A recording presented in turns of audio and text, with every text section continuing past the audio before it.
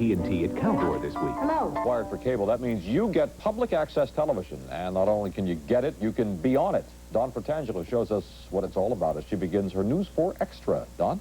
Chuck, thank you. Every time you flip through the television dial, you'll find the regular programming, talk shows, comedies, suspense dramas. But public access TV is an altogether different experience. Well, you'll see just about anything, perhaps even your own neighbors hosting a program. Well, tonight we begin how to get your own TV show.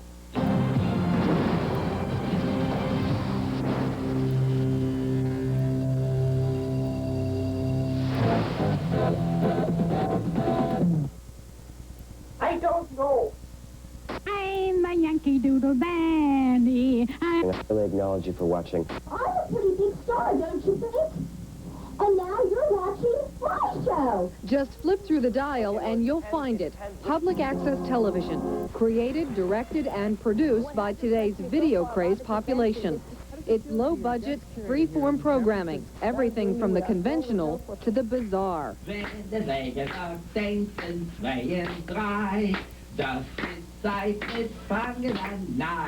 Consider, if you will, Beyond Vaudeville. Bizarre, I guess, you know, that's in the eye of the beholder. We think they're very interesting acts. Acts we've had is we've had a musical saw player who does the music, plays a saw. We've had Suzanne Muldowney, who does serious dance tributes to Underdog, the cartoon character. And we've also had Tray Man, a gentleman who dances with trays on his head. In Manhattan, you could also come across Ruby Stone's cooking show. Other times he wants a good thigh, but he can't keep his hands off a good breast. Hello, I'm Ruby Stone. Welcome once again to Come and Get It. They thought I was going to go the Aunt Jemima route, but I told them no, Ruby's quite the glamour girl, so we'll do a glamorous cooking show for you, and it's taken off from there, and I love it. The chance for them to get their message across, to have some fun, and to have a little fame. Bo Capral, a veteran of the comedy business, saw public access as a gem. So his staff logged more than 1,800 hours of wild and wacky programs from stations all over the country and compiled a show for Comedy Central. Drag entertainer, transsexual, who preaches the gospel on TV. I was interested for 2 reasons. I saw it as the next step to America's Funniest Home Videos.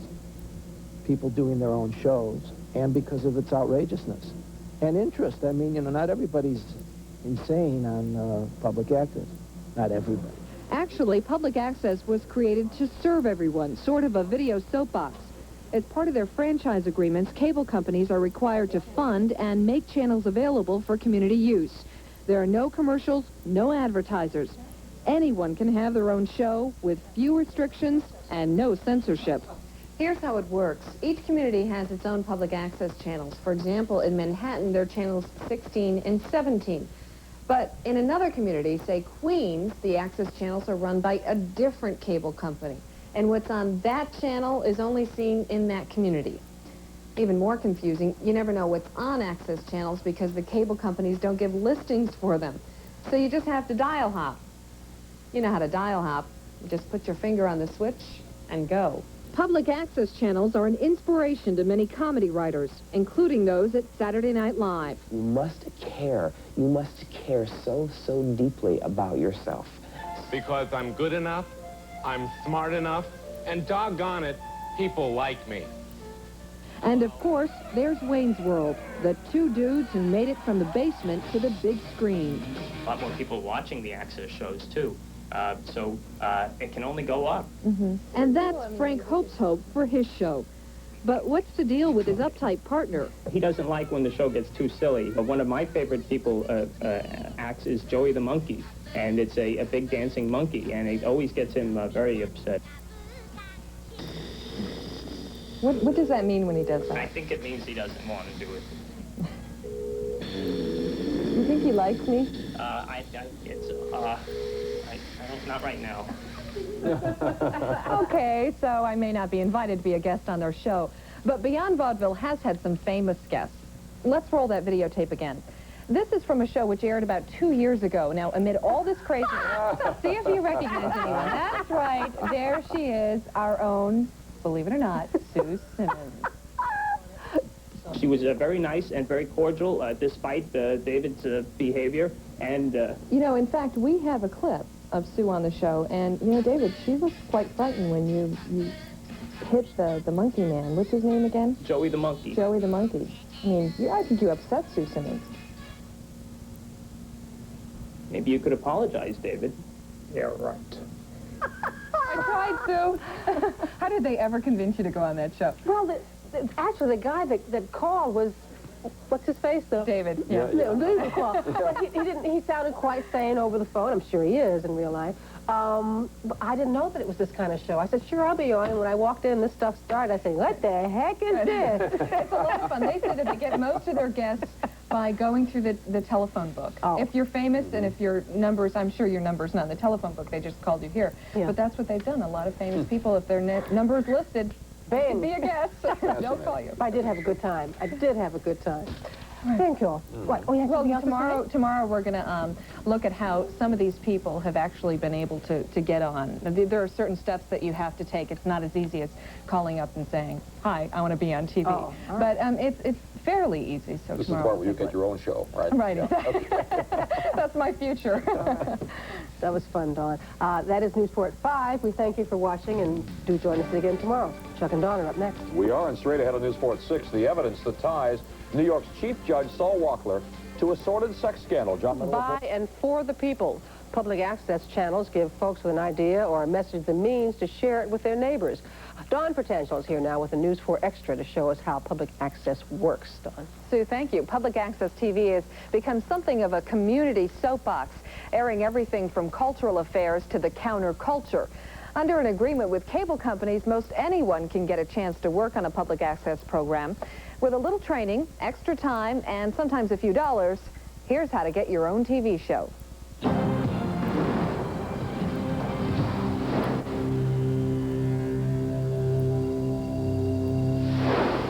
Okay, I still live with my parents, which I admit is both bogus and sad. But at least I've got an amazing cable access show. Underachievers Wayne and Garth do it from the basement of their home. 5 guys from Grant Street do it in a small Manhattan studio. Instead of going to a bar and hanging out, we come here, it's a goof, we laugh, we have a good time. From 10 to 10:30, whatever, we'll take you for. Hello. Every week, the gang from G Street Live takes calls from their Manhattan audience. How? Yeah, Chief Nat here. What's up, Chief Nat? What's up, man? What's up? You don't have to make sense, and you don't have to get high ratings. Simply put, if you have an idea for a show, you can be on public access TV. It's public access. You go on, you do whatever you want. You sign a piece of paper saying you will not swear or have sex on camera, and I think anything else is a go. One guy actually brought a dead guest one night. Because his guest didn't show up, so he brought a dummy, stuck it in the chair, and started to talk to him. Hurry, I wouldn't be right without her makeup. Anything can and does happen on nearly 1,500 public access stations across the country. Originally, they were used mainly by local groups and governments. But viewers caught on fast and started producing their own shows. I think that's what I find exciting about public access is the opportunity to do that and really give the tools, the technology to the people as speakers. And that is that you do not have to die of the AIDS virus. Now there's self-help, rock and roll, and offbeat entertainment. Frank Hope and David Green came up with their show, Beyond Vaudeville, when they met at NYU. It's had a 6-year run on Manhattan's public access channel and has even won 3 cable awards. It's campy, catchy, and somewhat costly. Do you get paid? No. We pay to do it. Oh, you pay to be on TV? Yeah. It's usually the other way around, though, isn't it? Well, in the perfect world, it would be. Manhattan's access channels don't have their own studios, so the participants have to rent studio space. Because it's $70 for the show and a $5 tip to the cameraman who does nothing. Most of the participants come here to Metro Access Studios on East 23rd Street. That's right, this is the entrance to a TV studio. I bet you thought TV was glamorous. Okay, here we are. Follow me. This is basically the entire operation. Believe it or not, more than 90 shows are produced out of here. One participant called Public Access no-budget TV. For example, on this show, the background is a simple postcard superimposed behind the host. And just one person sets up the studio, locks down the camera, and then directs the show. Basically, I'm the grandfather that watches over that. Jim Chaldak is the boss at Metro Access Studios. He spends 7 days a week, 10 hours a day here. He once worked for ABC, an advantage that none of the public access producers share. You have to go through the process. A lot of people say, oh, I've never done this before. I says, go out there and start. So nobody's going to sit here and give you all the books and tell you all about it. Go do it. And for many, that's all the encouragement they need. Public access gives them a forum and a small bit of fame. So do people recognize you now? Yeah, sure. Yeah. Do you like that? Yeah, it's all right. It's nice to sit down in the theater and people come up to you, hey, aren't you from G Street Live? In fact, many of those on public access would admit that they like the recognition factor. Fame can be a nice extra perk.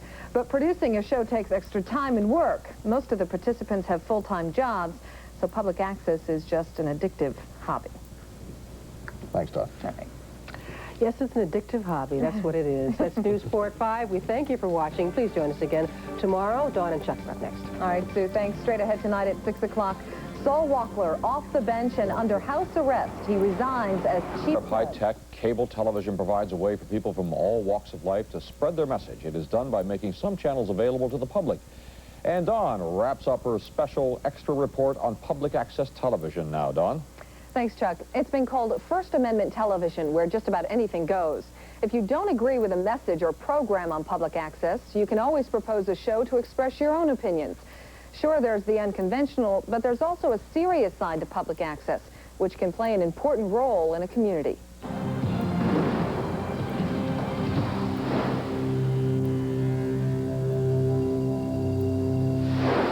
Hello, this is Mary de la Valette for Animal Rights. This has been the Diana Manfred Show. Muchas gracias y por favor. They cannot park anywhere. They have to run down the street, and right away the meter maid's there giving tickets. This is the electronic soapbox. Blue CGs and Q hosts. Hello. It's television for and by the people. This show being taped at the Queens Public Access Studios offers valuable information to senior citizens. It's produced by the Social Security Administration. That means everyone, the host and those behind the scenes, are employees of Social Security who've been trained at Queens Public Access. If you have an idea and you want to do your programs and you want to get your message across, we train you. QPTV, as it's known, has been operating for 5 years and is the model for operations being set up in Manhattan and Brooklyn. The chance to be on television is very appealing, so much so QPTV once had more than 1,000 people waiting for training. That list is now down to about 250. It's restricted, however, to only residents of Queens. In just a few short weeks, they're taught the tools of the trade, how to run a camera, how to direct and produce. Looks and sounds easy, right? Was it harder than you thought it was going to be? Always. You know, it always takes a lot longer. I mean, it really sometimes takes an awful lot of time to edit. In the last 5 years, I think that the cable companies have found that, A, we're not going to hurt them. They expected the funny lampshades on people's heads, I'm sure. B, that the community has responded very well. The Queens operation is what public access TV is supposed to be, according to the cable franchise agreements. But some believe the unconventional and outrageous deserve a space on public access as well. I'm Ariel. And I'm in my underwear. I find that it's the community-oriented aspect of it was a little, almost a self-serving. I mean, who's interested in the Hopkins Raspberry Parade? I mean, that's what was being shown. Bo Caprile is a comedy writer and producer. He helped create a show called Access America for cable's Comedy Central. It featured clips from some of the more unusual public access shows from across the country. And one of the sister planets is Venus, and I'm from Venus. If you present a show that has some entertainment value, like Carmen's Miranda, where they carve vegetables, or Sister Paula, the transsexual minister in Portland, that has a bigger, I think, a wider appeal to people. It becomes another alternative to our normal viewing habits. Public access caters to just about everyone. For example, this show is called Taxi Talk. It gives New York cabbies a chance to have their If I had say. a quarter for every time somebody cursed at me, I'd be filthy rich. My message is about finding out who you are, because this is why we're given life. It lets Linda Pendergraft share her mystic message. David, look at the idiot. Okay. All right. And gives these two guys a crack at entertaining. Since you control the show, you can put on whatever you want. So it's a very American notion in that people ought to have an opportunity to express themselves freely. Public access often gets characterized, mass media by sort of the most outrageous example, or because, that's what catches people's eye. Where in fact, if you sort of look at the whole programming lineup, a lot of it is, addresses concerns, ideas that are relevant to the people in the community and that they're interested in. Well, the bottom line is public access was created as a free form of expression about everything from serious issues to outrageous lifestyles. No one is excluded. And what better way to get people involved than through television? Home video cameras have turned millions of people into would-be directors, producers, and yes, hams. So if you're interested, just call your local cable company because public access channels are there for you to use. Is there a waiting list on, or there is, just jump right on? Right, and a lot of the cable companies, there is a waiting list. There was a waiting list in Queens of about 1,000 people, but they've brought that down to a few hundred. You may have to wait a few months if they accept your program, but, it's worth it if you want to be on. Okay, thanks a lot. That is News 4 at 5. Thank you very much for watching. Now, straight ahead as we continue for you on News 4 at 6 this evening, a mysterious murder in the Bronx. One of New York's richest real estate lawyers found stabbed to death in a cheap motel. Also an emergency.